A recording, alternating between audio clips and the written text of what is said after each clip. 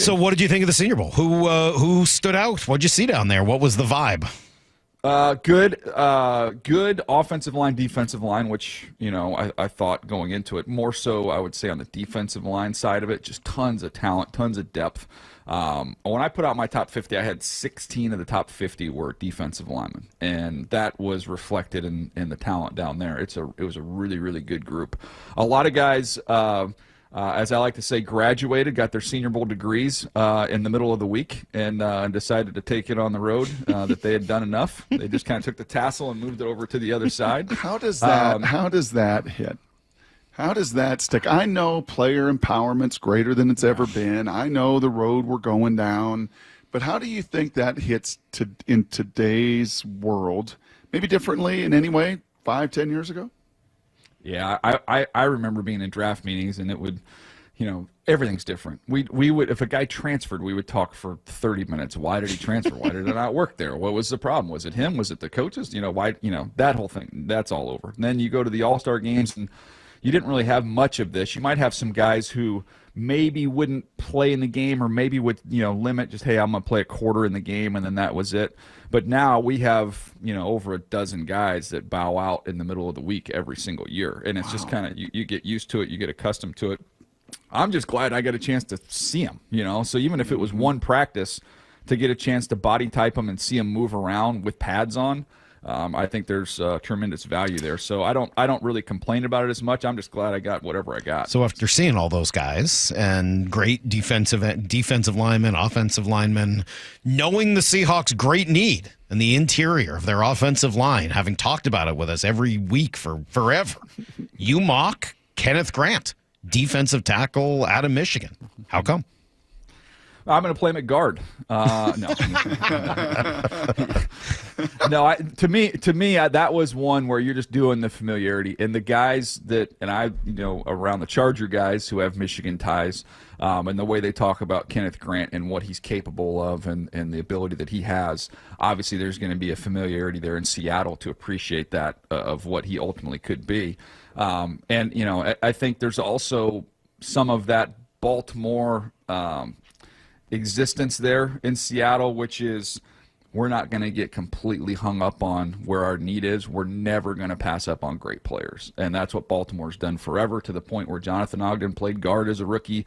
Todd Heap was a backup to Shannon Sharp, and I can go on and on and on, a million of these things.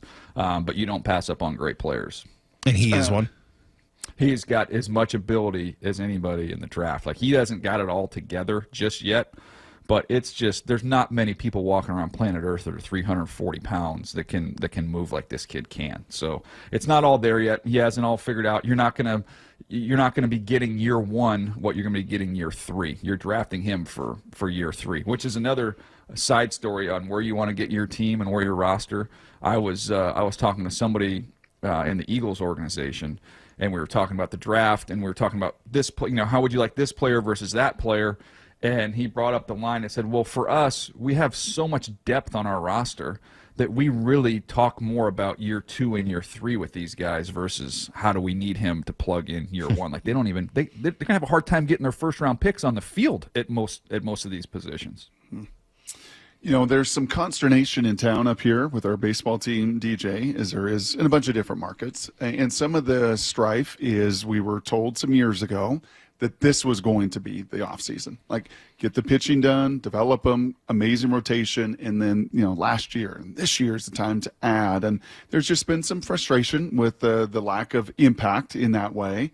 I was told this was going to be the year in the draft, that through the transfer portal, the COVID years, guys going back to school, getting their money, their NIL, but there was just going to be this big surge. And to my eyes, watching the Senior Bowl, and maybe it was the kids that defected, maybe it was the ones that weren't down there, but it didn't feel to me like an overwhelming group of talent. Am I wrong? Well, first of all-star games are only as good as the quarterbacks. So it's not a great quarterback draft. So, that was, evidence down there. There was, Jackson Dart did some good things. it's just, Milrose is a very up and down, very inconsistent. So let's just put the quarterback thing to the side. It's not a great wide receiver draft.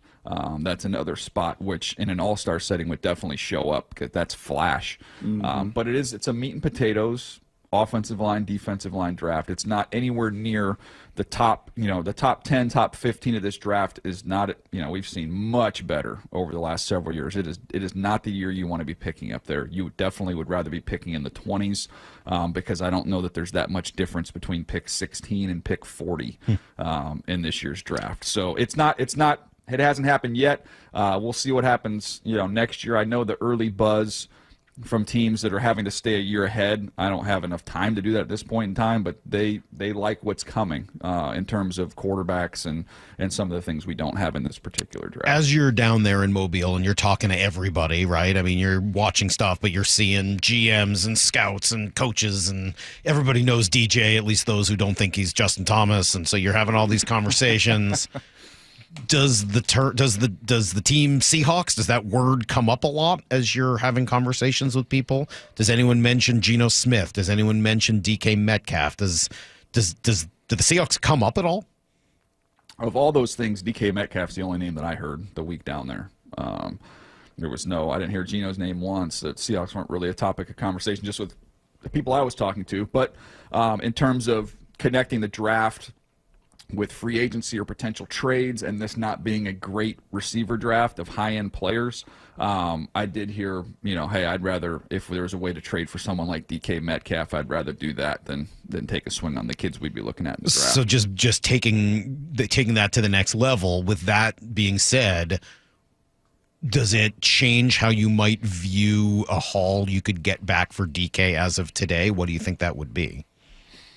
I don't have any idea in terms of where that would be right now, just in terms of how many teams will really be, will really want to do it. That's going to drive the price of it. But I think if you're, I think you could get a 1 for him. I think you could get a 1, and I don't know if you get much else than a 1, but you get a 1 and you're going to take on the money. So maybe it's a 1 and a 4, something like that. But I would be very surprised if you couldn't fetch a 1 for DK. Okay, so then that's a huge statement. So with that in mind, I got to ask you about Myles Garrett because I think he fits into this. I said earlier this week, if you are of the belief that the Seahawks can win a Super Bowl with Geno Smith, you should be going all in on Myles Garrett. That should be like a huge priority this offseason. He's that good. He's going to be great for the next few years. He would make the defense elite and dominant. You might have some unique ability with a number 18 pick, which is better than what Detroit or Washington or some of the other teams that might want him would have. You have players like Boye Mafe or Derek Hall that you could offer back to Cleveland if they wanted youth to replace him right away. You should be, I think, in a good position, maybe not the best position, but a good position to trade for Myles Garrett. If you could do that and trade DK for a first-round pick, could you completely change around the way this roster looks? Well, I was just looking over my shoulder to see who you were looking to argue with because I don't have any. I'm arguing to the guy who looks to your left, Brock Heward, who wasn't on the same page as me yesterday on this one. To me, Myles Garrett, I think, has four elite years ahead of him and is a complete difference maker. So, and especially if I can get that done with this year's 1 and next year's 1, and then a player, one of the guys that you mentioned, the whole host of different options you could choose from there, I would do that tomorrow. To me, I think that would make a major difference for this team. It's a push. I can say, okay, well, do you want to save resources to eventually upgrade the quarterback position if you do want to get, a little bit better option there? But I just think where their roster is right now, they're going to be kind of in no man's land for the next handful of years in terms of being able to get that done. So I'm all for making a push, and maybe that's the Padre offseason that I've been looking at, that I'm just I'm leaning towards being a little bit more aggressive with that approach. But you just said 16 of your top 50 players are defensive linemen. We have talked about the needs to address, first and foremost, the foundation of your home, your interior offensive line. So you trade a first what are you going to be able to get? Are you going to get a difference maker that's going to come in and plug and play in the second round or the third round? What if you of trade another DK guard? Metcalf for a first? I can get interior offensive linemen on day 2 in this draft. So you can get interior linemen second, third round if you hold on to those in this draft. You would be losing the opportunity with the 18th pick to get a really solid, if you want to say the same position, a really solid defensive end. Myles Garrett, surrounded by the front that's already there in Seattle, even if they had to move one of them with what's next to him, he's got, and you'd be playing with a lead consistently. He's 18 plus sacks. Like, he's a Hall of Fame level player.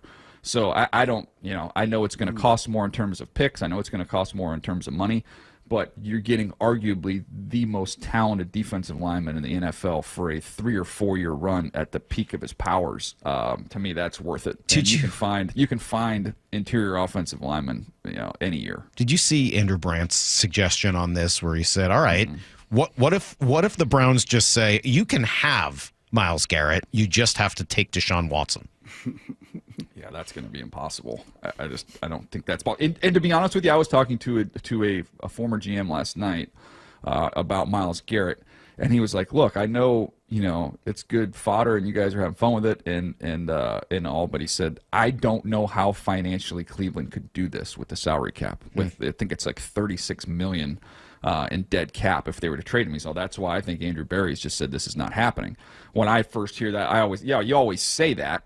But it makes too much sense for them from a team standpoint of let's just take our valuable asset and let's kind of go to the bottom a little bit and then build back up, because over the next 3 years I don't think the Browns are going to be that great.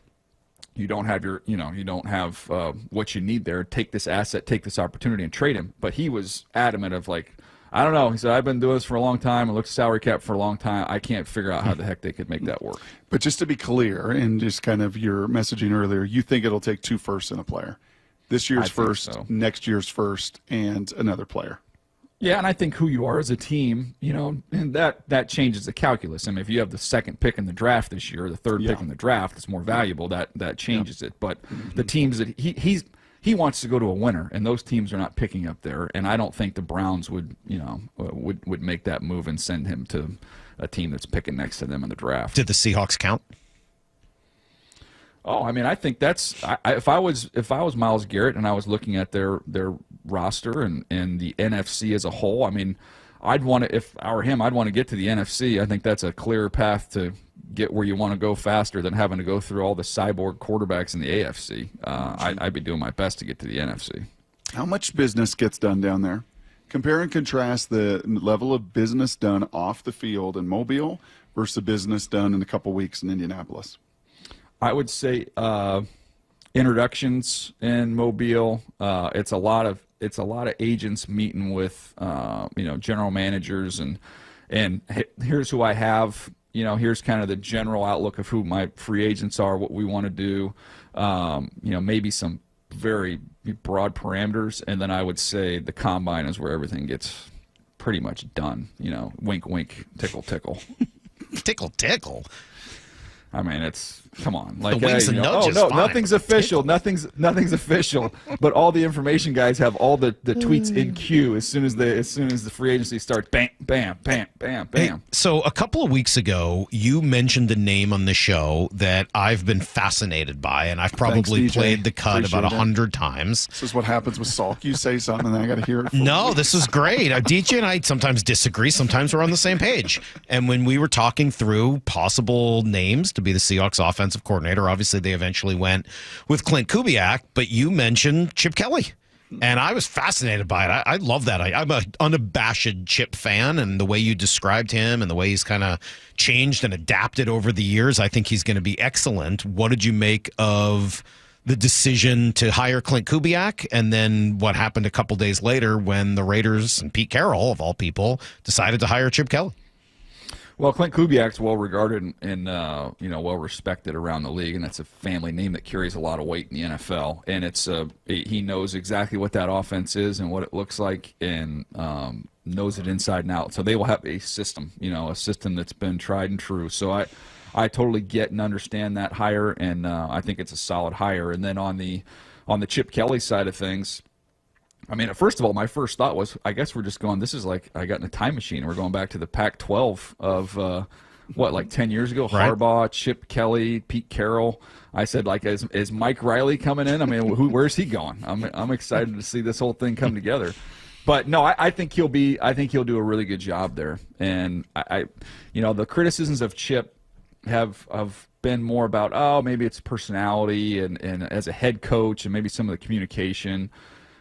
In terms of designing and being creative and calling plays and having an identity which can change based off of his personnel, I think he's really, really good. I like that hire. Mm-hmm. I want to get back to the QBs you mentioned there, and I thought I think it was Pelissaro and his great hair and teeth that was on the field at one point when I was watching the Senior Bowl, and he had Lane Kiffin. And did Tom say, gosh, he is drippy or swaggy or something? And Lane was like, well, he's confused. He's Utah to USC to Ole Miss. So he's kind of a lot going on. He's a name that we have seen at 18 to the Seahawks, right? The Seahawks want to go that route, find their next young guy. If I told you today that John Schneider takes Jaxson Dart at 18 in late April in Green Bay, Daniel Jeremiah says what? I wouldn't be totally surprised, and I think it would be a good situation for him. I mean, he'll get a chance to come in there and just learn and grow a little bit. I think he is someone that, as he continues to improve and get better and clean some things up just from, mechanically just getting his feet in the ground first and foremost. But I think you can look at him as someone who could be I call him like a playbook expander because of all the things he can do athletically and movement-wise. I think who would be his NFL comp? Who would you look at and go, oh, yeah, here was a guy that was in a bunch of different spots, played in that system, right, that spread, space, all gun. Just watching these guys, like? Yeah, watching these guys take a snap, DJ, like, oh, painful. Oh, yeah, it's not. Yeah, well, they are what did we used to call it, by the way? You got to seat the ball, right? Is that yes, just to get it from here to seat the ball it's a long process. Yeah, I would say, interestingly enough, it's kind of, might surprise you, but there's like a Jalen Hurts comparison there. Yeah. He can run like that? Rugged. He's got like 1,500 yards rushing in the SEC. Yeah, he's strong. Over his career. So just like, Jalen is tough, rugged, had things that, he needed to polish up and clean up, but you saw Jalen get better each year in college. You've seen Dart get better every year in college. Respected by his teammates. I think good traits in terms of like as a thrower, but nothing that's elite level. Neither one of them have huge arms, but they're just ultra competitive and guys that I think just find ways to get things done. And it's not necessarily a prototype to them. Is Dak? That's in the same family. I think that's in the same family for sure. I would take that with the 18th pick. Like, and you don't have to play him. You don't have to play him. plan. You don't have to play him right away. He's my 41st player. So I mean, you're not talking about something that's in a draft where I've already told you I don't know that there's much difference between pick 16 and 40. So that's all those players. Like if you just look at grades, my player that I have at 16, 18 is going to carry almost the exact same grade as the player I have at 45 to 55. Like it's just however you want to slot them, which. On the media side of things, I always say it's harder because I'm not stacking them for a team with a scheme and how we would use them. So it's kind of arbitrary in terms of how you put those together.